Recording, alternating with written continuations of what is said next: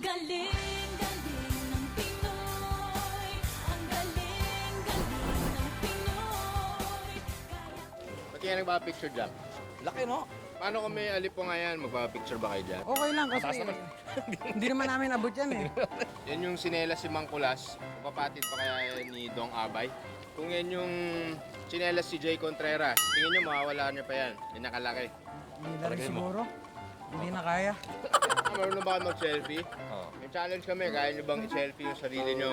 Nakasya yan, the Philippines biggest giant sinelas. Kaya na ba? Oh. Sige nga, tama ako. Abaping, mukhang namumuro ka na ng hirit sa mga yan ah. Malayo na talagang narating ng mga sinelas ang Liliw, Laguna. Biruin nyo, for the past 70 years, ito naging pangunahing produkto ng kanilang bayan. At mahigit kumulang 1,000 pairs ang nabibenta nila araw-araw. Hindi lang yun, Ping, ha? Pati ang tsinelas ng Liliw, Laguna ay nakakarating na sa iba't ibang lugar ng ating bansa. Pati na rin sa ibang bansa. At ngayon, ang giant slippers na yan ay nakatungtong na sa ating Philippine Book of Records bilang biggest tsinelas in the Philippines. Kaya sa mga taga Liliw, Laguna, congratulations po sa inyo. O, ba't may sinelas ka dyan? Eh, kasi kanina pa ako naghahanap ng kaparehas niya eh. Hindi ako makakita. Siguro lang, Pex. Yes, sige na, tulungan mo ako.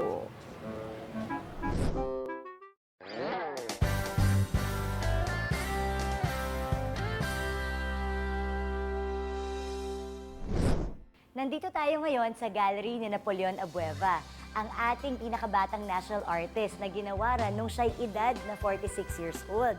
At ngayon, makikita natin kahit siya'y 83 years old na, napaka-prolific niya dahil patuloy pa rin siyang naglilikha para sa atin. Kaya naman, siya ang tinuturing na ama ng modern sculpture ng ating bansa. Nandito po tayo sa taas, sa ituktok ng bahay ng ating national artist na si Napoleon Abueva. Child of war, biktima ng gera, tapos naging child worker pa siya. Tapos working student siya nung nakapasok siya sa UP. Naging teacher niya si Guillermo Tolentino. Nasa neoclassical art, yung napaka-realistic, di ba? So natutunan din niya yon. Kaya lang gusto niya magsimula ng ibang klaseng art, yung modern art. Okay. Siyempre against dun yung mga teacher niya, matigas ang ulo ng tatay ko. Kaya nagpumilit siya and he's one of the pioneers and he won prizes even as a student. Ito yung ginawa ng tatay ko. It's called The Temptation of Christ. You remember when Jesus was on top of the mountain? So we don't have mountains here, but he built this, of course, the devil and Jesus. And the interesting thing is the wings are made out of fiberglass. So when the wind is very strong, pag may typhoon, gumagalaw yung Gumagalaw siya. wings. So natatakot yung mga kapitbahay nila. Akala na buhay yung devil. Ano po ito? Napakaganda naman itong ating woodwork dito. Oo. Ito yung pinaka-summary ng buong lugar na to. No? Andito yung iba't ibang eksena na pinapakita dito sa mas malalaking sculpture. Okay. So, yung galing sa taas, yung itong Temptation of tinignan natin Christ. dun sa Oo. taas. Tapos ito yung galing sa Old Testament, yung angel stopping Abraham from sacrificing his son.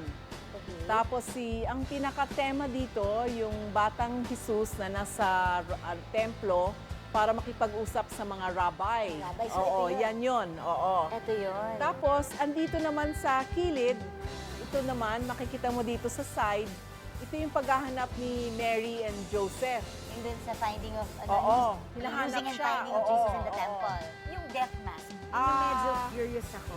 Yun ang Na- hahanapin natin. Diba ginawa niya si FPJ? At saka si Ninoy Saka si Aquino, Ninoy. si Dean Malay. Bakit niya nagustuhan gumawa ng death mask?